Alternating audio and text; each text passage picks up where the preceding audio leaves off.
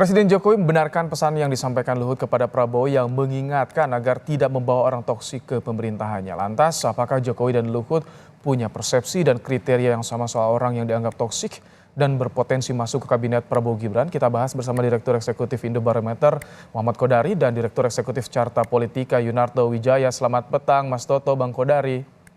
Selamat petang, petang. Mas Ibrahim. Baik, Mas Toto, kalau Anda ini Ya. bisa dibaca, persepsinya sama nggak sih yang disampaikan oleh Luhut dan juga Jokowi? Ini yang disasar siapa menurut Anda, Mas Toto? Ya, sebetulnya kalau kita lihat secara normatif tidak ada yang aneh ya, bahwa kalau bicara toksik ya pasti sebagai indikator ya jangan sampai ada orang toksik dimasukkan menjadi bagian dari kabinet. Tapi kalau memang mau diterka secara empiris kan memang jadi menarik. Orang banyak yang menerka misalnya apakah ini ditujukan misalnya kepada pihak-pihak yang pada saat Pilpres bertarung, lalu kemudian kemungkinan akan diajak seperti PKB dengan Nasdem, apakah itu bisa diartikan toksik atau tidak. Lalu kemudian bisa juga ada yang mengartikan bahwa ini kok seperti ada bentuk cawe-cawe, karena Pak Luhut kita tahu adalah senior dan mantan komandan. Iya, Mas Toto? Oh, kenapa seakan-akan Oke. kemudian, halo? Iya, tadi sempat Bisa terputus. terdengar? Silakan lanjutkan. Iya, ada juga yang menganggap tadi seperti Rerangkudi bahwa ini kok seperti kayak cawe-cawe dengan keberadaan memang Pak Prabowo adalah mantan bawahannya Pak Luhut dalam konteks menjadi tentara. Kalau saya melihat begini, kita kembalikan saja di atas kertas akan menjadi toksik pertama ketika tadi Bung Habib sudah mengatakan menteri yang diajak tidak sevisi. Nah, dalam konteks ini bisa saja kita kemudian kritisi, misalnya ada partai baru masuk dalam koalisi yang notabene dulu bertanding pada saat Pilpres. Logikanya kan pada saat bertanding itu kan berbeda sudut pandang, berbeda visi misi juga mengenai Indonesia ke depan. Itu yang saya pikir harus ada pendidikan politiknya. Katakanlah ada partai yang dulu bertarung dan kemudian masuk ke dalam pemerintahan Prabowo Gibran, pastikan dulu bagaimana pola pikir mereka, sudut pandang mereka. Misal, dulu mereka tidak setuju mengenai makan gratis. Mereka tidak setuju terhadap tax ratio menjadi 23% dalam 5 tahun. Itu apakah kemudian sudah ada satu kesamaan pandang? Kalau kemudian masih visi misinya berbeda, itu bisa jadi toksik. Oke. Yang kedua, harus diingat juga, toksik itu juga bisa bermakna kalau kemudian seorang presiden membentuk kabinet dengan cara memberikan cek kosong kepada partai-partai dalam konteks kompensasi pembentukan koalisi. Kalau itu terjadi, itu juga toksik karena artinya presiden tersandera dalam menggunakan hak prerogatifnya. Jadi saya sih masih melihat dalam konteks ini tinggal bagaimana Pak Prabowo menerjemahkan ini secara positif, bahwa ini sekedar masukan, sekedar nasihat, Oke. dengan indikator-indikator yang saya sebutkan tadi, harus satu visi misi, harus Oke. kemudian juga tidak tersandera. Kalau itu dijalankan, saya pikir ini bisa dilihat sebagai solusi. Oke, Bang Kodari, kalau Anda lihat ini bagaimana? Ini usulan ini atau saran ini serius nggak sih? Bakal didengar oleh Prabowo nggak? Pertama saya penasaran ya, ini kok konsep psikologi ini dibawa-bawa dalam politik. Karena itu saya coba browsing ya, apa sih ciri-ciri orang toksik itu? Heeh. Pertama, bersikap egois, biasanya hanya fokus pada diri sendiri. Oke. Itu satu. Dua, selalu memberi kritik negatif. Apapun yang ditampilkan selalu dikritik, pokoknya salah aja. Dua. Kemudian hobi menciptakan drama. Maksudnya suka menciptakan konflik kepada orang-orang yang bersama dengan dia. Lalu kemudian suka mengontrol, ya. Pokoknya dia yang punya kendali dan punya kekuasaan, ya. Kemudian membuat stres karena saat berinteraksi ya tadi negatif, kemudian membawa pengaruh buruk. Itu. Nah, jadi Oke. kriteria itu silahkan diterapkan, dipakai untuk membaca kira-kira siapa yang potensial masuk kabinet, lalu kemudian ciri-cirinya memenuhi yang 5 saya sampaikan tadi. Mm. Tetapi saya kira poinnya adalah kembali kepada apa yang disampaikan oleh Kompas TV tadi, bahwa memang jangan bawa orang kepada suasana yang negatif dan membawa pengaruh buruk. Jadi sebetulnya kan jangan membawa orang yang negatif atau jangan membawa kelompok yang negatif ke dalam kabinet. Tetapi supaya menarik mungkin Pak Luhut menggunakan istilah toksik. Jadi toksik itu kalau bahasa sehari-harinya barangkali negatif. Jadi Membawa, belum ada gambaran kalau bagi Anda siapa yang disasar ini, Bang Kodari? Saya melihatnya ada dua ya yang menjadi sasaran. Pertama, memang orang-orang yang dinilai sudah memenuhi kriteria yang 5 tadi, egois, selalu mengkritik, penuh drama, suka mengendalikan, lalu membuat stres. Itu saya kira Pak Luhut mengatakan pada Pak Prabowo, kalau di kepala Anda ada orang yang memenuhi kriteria yang 5 itu langsung jangan ditolak aja, jangan jangan masuk ke dalam kabinet. Oke. Yang kedua, orang-orang yang mungkin seperti kata Mas Toto tadi, berada di seberang, katakanlah tidak menjadi bagian dari koalisi Indonesia Maju yang mengusung Pak Prabowo, tetapi kemudian secara kriteria itu masih bisa diterima, tetapi diingatkan dari sekarang bahwa kalau Anda sudah masuk ke dalam, Anda jangan mengganggu suasana yang sudah ada di dalam, begitu. Oke. Mengganggu itu dari aspek apa? Pertama tentu saja dari pemikiran. Hmm. Kalau istilahnya Bang Habib tadi adalah visi, kemudian dari kepribadian. Jangan sampai udah masuk lalu ke sana anti, ke situ anti, ke situ anti. Oke. Akhirnya kan nggak bisa kerjasama. Itu yang saya kira diingatkan Oke. oleh Pak Luhut. Lalu sebenarnya apa pesan yang disampaikan? Apa kepentingan Jokowi dan juga Luhut menyampaikan soal toksik ini ke publik? Kita akan bahas nanti usai jeda. Mas Toto dan Bung Kodari tetap bersama kami, pemirsa Kompas TV. Baik, kita masih membahas soal makna toksik yang disampaikan oleh Luhut dan juga Jokowi untuk Presiden terpilih Prabowo Subianto. Masih bersama kita, Yunarto Wijaya dan juga Muhammad Kodari. Bang Kodari, tadi Ya. soal pesan toksik, apakah yang dimaksud toksik ini soal partai yang awalnya di luar, kemudian juga akan berada di dalam, diajak ke dalam pemerintahan ini, apakah itu yang dimaksudnya dan apakah seberapa harus didengarkan pesan ini oleh Prabowo Subianto, Bang Kodari? Ya, pertama tentu pesannya bagus ya, harus didengarkan bahwa dalam menyusun kabinet harus penuh pertimbangan. Ini kan pertimbangannya kan seperti saya bilang tadi, kok aromanya terminologinya terminologi psikologi ya. Padahal sebetulnya sedang dibicarakan fenomena politik gitu. Biasanya kan kalau kita bicara mengenai kabinet, yang dihitung itu pertama adalah soal komposisi partai. Pada hari ini kan secara de facto memang Koalisi Indonesia Maju suaranya belum 50% di parlemen, dan karena itu membutuhkan tambahan partai politik untuk supaya lebih di atas 50%. Yang kedua, kalau kita bicara menteri, tentu kita bicara perwakilan, bicara juga soal kompetensi. Nah, saya kira Pak Luhut itu mau menambahkan kalau mau masukkan partai politik, tolong dilihat juga partai politiknya. Mana yang kira-kira bisa bersinergi di dalam kabinet, dalam pemerintahan, apalagi 5 tahun ke depan, dan terutama berhadapan dengan begitu banyak masalah-masalah penting, masalah geopolitik, masalah pangan, masalah energi, dan yang lain-lain. Bagaimana agar ritme kabinet atau ritme pemerintahan itu harus berjalan dengan baik gitu. Musuhnya tuh ada di luar ya. Kalau kita bicara persoalan-persoalan yang dihadapi pemerintahan yang akan datang, musuhnya tuh jangan sampai dari dalam. Oke. Jangan sampai ada orang toksik yang kalau kita bicara misalnya perusahaan atau organisasi, dia masuk ke dalam organisasi tersebut, dia bukannya membuat organisasi menjadi produktif, tapi malah kontraproduktif. Dia bukan meningkatkan kinerja, tapi malah menurunkan kinerja. Dia bukan membangun tim, tapi kemudian malah mendestruksi tim itu. Oh. Nah, saya kira itu yang pesan yang penting yang disampaikan oleh Pak Luhut, dan hemat saya itu pesan sangat relevan dipikirkan oleh Pak Prabowo. Soal bagaimana terjemahan kriteria toksik tadi oleh Pak Prabowo, tentu itu wilayah prerogatifnya Pak Prabowo sebagai seorang presiden. Oke, Mas Gitu, Toto, Ibrahim. kalau Anda melihat ini pesan yang tadi oleh Bang Kodari harus dengarkan. Kalau pesan seperti ini bisa 1 kali, 2 kali, atau bisa terus-terusan, kan nanti jadinya cawe-cawe Prabowo masih ada dalam bayang-bayang Luhut dan juga Jokowi. Kalau Anda melihatnya bagaimana Gini, tuh? kalau saya melihat ini kan masih masa transisi ya. Artinya memang harusnya dimanfaatkan saja. Masa transisi terlama tidak pernah ada, sebelumnya ada 7 bulanan.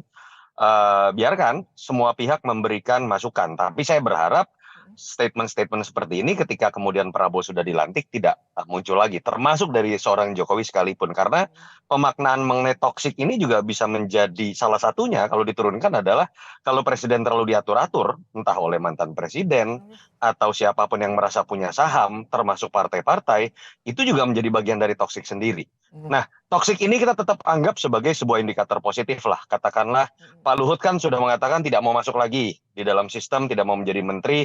Artinya tuduhan bahwa Pak Luhut punya kepentingan politik, seperti seorang lord kalau istilah netizen atau prime minister bayangan, itu harusnya mungkin bisa dibantah. Tetapi ada beberapa yang kita bisa turunkan terkait dengan indikator toksik. Misal, kalau saya berharap Pak Prabowo misalnya bisa meniru apa yang terjadi pada Jokowi periode pertama.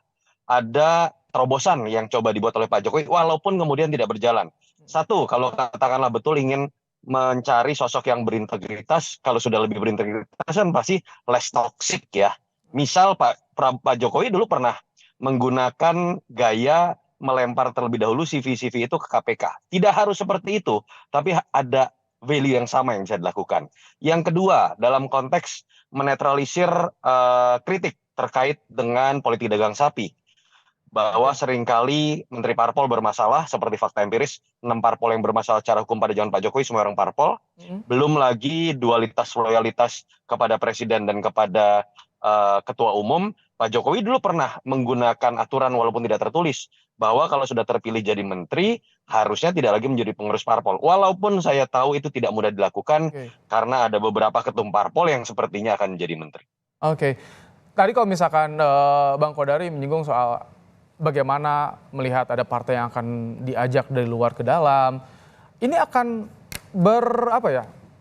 berseberangan nggak dengan konsep yang saat ini digaungkan oleh Prabowo merangkul semua? Ini akan susah atau bagaimana? Di satu sisi ingatkan soal toksik, tapi di sisi lain Prabowo ingin merangkul semua pihak nih Bang Kodari. Ya, ke saya atau ke Toto? Ke Anda Bang Kodari. Bang Kodari. Iya. Ya makanya lontaran ini disampaikan sebagai sebuah peringatan atau warning kepada mereka-mereka yang akan bergabung, bahwa Anda kalau sudah di dalam harus siap-siap dengan irama yang akan dan program yang akan dijalankan oleh Prabowo dan Gibran gitu. Saya ingat beberapa hari yang lalu misalnya Caimin masih mengatakan begini, ya nanti saya akan berdebat soal soal IKN atau soal apa gitu, saya lupa pastinya. Jadi ada lontaran begitu di ranah publik oleh Caimin, padahal dari gestur-gestur politik yang sudah dibuat sejauh ini kan PKB ini kan kemungkinan besar akan masuk ke dalam kabinetnya Pak Prabowo. Dari pertemuan-pertemuan yang sudah terjadi, sambutan-sambutan yang sudah ada, ini kan gesturnya Caimin akan masuk ke dalam pemerintahan. Tetapi kok masih keluar pernyataan kami akan mendebat segala macam di dalam. Nah, saya kira itu yang dimaksudkan oleh Pak Luhut sebagai orang toksik ya, atau fenomena toksik ya, bahwa Anda kalau sudah ke dalam ya Anda harus ikut programnya presiden dan karena itu Anda jangan ngajak debat presiden di Oke. Kalau tadi gitu loh. Bang Kodari, kalau tadi yang soal disinggung Mas Toto, jika diatur-atur terus presiden itu juga bisa jadi toksik. Kalau Anda melihatnya itu bagaimana? Diatur oleh siapa? Iya, tadi kalau misalnya ada pesan dari Luhut, dari Jokowi. Oh iya, kan begini, kalau mengenai pesan-pesan dari Pak Luhut, kita nggak tahu ya Pak Luhut nanti kalau misalnya sudah masuk ke dalam kabinet, dia akan ngomong atau tidak ya. Sejauh ini kan kalau bicara pemerintahan Pak Jokowi kan Pak Luhut kan seingat saya tidak pernah konfrontasi dengan Pak Jokowi. Kalau beliau tidak masuk ke dalam kabinet tentu menjadi orang bebas. Posisinya akan sama seperti Yunarto, posisi seperti saya, seperti Mas Ganjar, boleh menyampaikan pendapat dan kritikan serta saran dan masukannya. Nah, kalau Pak Jokowi, saya melihatnya itulah wadahnya nanti di Presidential Club itu. Jadi saran-saran dari para mantan presiden ini hendak diwadahi oleh Pak Prabowo melalui sebuah unit ya. Saya tidak menyebutnya lembaga yang bernama Presidential Club. Jadi saya melihat Pak Prabowo sudah menyediakan jalur-jalur atau format-formatnya agar para mantan presiden ini bisa memberikan masukan dan ikut berpartisipasi dalam proses politik ke depan. Mas Toto, kalau Anda melihat kepentingan dari Luhut dan juga Jokowi menyampaikan soal orang toksik ini, pesan untuk Presiden terpilih Prabowo itu apa sih? Ya, faktanya bahwa saya pikir kita bisa tahulah saham Pak Jokowi sangat besar dalam kemenangan Pak Prabowo. Saham Pak Luhut juga sepertinya juga tidak sebesar Pak Jokowi, tapi sepertinya juga cukup besar. Dan kita hanya berharap ya pertama dari kebesaran hati seorang Luhut dan Pak Jokowi ketika ingin bicara memastikan keberlanjutan, tempatkan pada posisi sebagaimana mestinya, tanpa harus memposisikan dirinya melampaui kewenangan seorang presiden terpilih. Dan Pak Prabowo pun kita juga berharap ada sebuah keberanian, bahkan ketegasan yang lebih dibanding seorang Jokowi, dan selalu menjadi kritik terhadap presiden-presiden terpilih di Indonesia yang memang lahir dari sistem presidensial yang ambiguitasnya sangat tinggi ya menurut saya karena multi partai, ya, sehingga bisa menunjukkan bahwa kabinet nanti itu betul-betul tidak kabinet yang tersandera parpol, kabinet yang memang secara chemistry punya kesamaan visi misi dengan presiden, bukan dengan pihak lain. Dan saya berharap istilah toksik itu memang diartikan dalam indikator positif seperti itu, bukan dalam konteks cawe-cawe. Oke, Bang Kodari, kalau Anda melihat apa Ya, kepentingan politik dari Jokowi dan juga Luhut? Kalau misalkan tidak didengarkan oleh Prabowo ini bagaimana? Apakah mereka akan marah atau bagaimana, Bang Kodari? iya, iya, iya. Jadi Pak Jokowi kan ingin program Indonesia Maju itu lanjut dan itu sudah disampaikan oleh Pak Prabowo bahwa dia akan melanjutkan apa-apa yang dikerjakan oleh Pak Jokowi. Jadi saya kira pesan-pesan itu terutama dari Pak Luhut disampaikan dalam kerangka agar menjaga agenda Indonesia Maju itu berjalan. Nah, kalau saya kan menyederhanakan program Indonesia Maju itu item-itemnya pertama pembangunan infrastruktur, yang kedua hilirisasi, yang ketiga digitalisasi, empat pembangunan sumber daya SDM, kemudian pendidikan, kesehatan, pangan dan yang lain-lain. Yang kelima IKN. Nah, ini program-program ini kan mau dilanjutkan gitu. Sementara ada pihak-pihak yang kemarin itu berbeda pendapat mengenai item-item ini. Nah, kalau memang masuk ke dalam, maka Anda harus menyesuaikan diri dengan program-program itu. Jangan kemudian Anda meneruskan pemikiran-pemikiran yang Anda ketika masih dalam era Pilpres gitu loh. Itulah konsekuensi atau harga yang harus dibayar untuk bisa menjadi bagian dari tim Indonesia Maju. Eh, Ya saya melihat ini sebagai sebuah dinamika organisasi biasa ya dalam tanda kutip, bahwa ketika ada orang yang baru masuk, maka kemudian yang masuk itu harus menyesuaikan dengan ritme dan spirit serta etos yang berlaku di dalam tim tersebut gitu. Agenda-agenda yang ada di tim tersebut, termasuk juga menyesuaikan diri dan berkomunikasi dengan baik dengan orang-orang yang ada di dalam. Jangan sampai udah di dalam malah kemudian nggak mau komunikasi sama A, nggak mau ketemu sama si B, nggak mau komunikasi dengan si C dan seterusnya. Kan bagaimana bisa jalan timnya kalau begitu? Oke, Mas Toto. Nah, kalau Ya, bicara soal yang dari luar mulai merapat ke dalam, kemarin kan ada di koalisi ya, perubahan, ada ancer-ancer nih merapat ke pemerintahan Prabowo Gibran. ya. Ini bagaimana Anda melihatnya? Bakal susah tidak menyesuaikannya atau menyamakan visi ikut pada arus yang ada di pemerintahan Prabowo Gibran, Mas Toto? Ini yang saya dorong teman-teman media ketika misalnya melihat momen seperti masuknya partai yang dulu berseteru di Pilpres kemudian masuk dalam koalisi misalnya pemerintahan terpilih Prabowo Gibran. Kadang-kadang teman-teman media ini nanya langsung kira-kira minta porsi menteri apa Pak? Dapat jatah kursi berapa Pak? Harusnya yang ditanyakan paling mendasar adalah oleh teman-teman bagaimana kesepakatan mengenai kesamaan visi misi Pak? Bagaimana pandangan Nasdem dan PKB sekarang misalnya tentang IKN? Iya. Bagaimana pandangan dari Nasdem dan PKB mengenai makan gratis yang dulu tidak disetujui? Bagaimana pandangan mengenai target ambisius yang dikritik 23% tax ratio dalam 5 tahun? Kalau itu yang terjadi, publik bisa melihat bahwa ada kesesuaian dari si program dan visi misi, minimal satu variabel terkait dengan kemungkinan terjadinya toksik itu bisa dieliminir. Jadi saya berharap setelah ini tanyakan nih kepada pihak-pihak yang Itu termasuk kemarin kan dianggap Caimin soal narasi perubahan masih kenceng tuh, soal IKN juga disampaikan. Apakah yang disasar ini termasuk soal Caimin? Karena kan dari luar akan merapat juga itu sosoknya.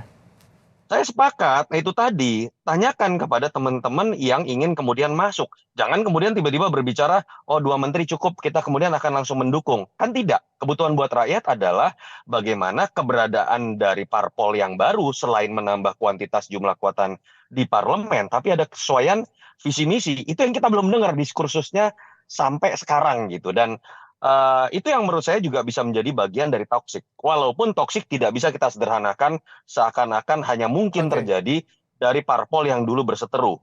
Pihak-pihak yang merasa dirinya Oke. bisa menjadi presiden bayangan dalam hal ini misalnya kalau ada yang mengatakan berharap Pak Jokowi bisa jadi presiden bayangan, itu juga imajinasi yang sifatnya toksik. Oke. Berharap Pak Luhut bisa kemudian menjadi semacam Pemerintahan. prime minister atau super minister, itu juga toksik. Itu yang menurut saya harus dihindari. Jadi nanti juga bagaimana terserah Prabowo Subianto membaca makna toksik yang dilemparkan oleh Jokowi dan juga Luhut. Terima kasih Bang Kodari, Mas Toto telah menyampaikan pandangan Terima dalam kasih. program Kompas Petang Bang sore Kodari. hari ini. Thank you, Toto.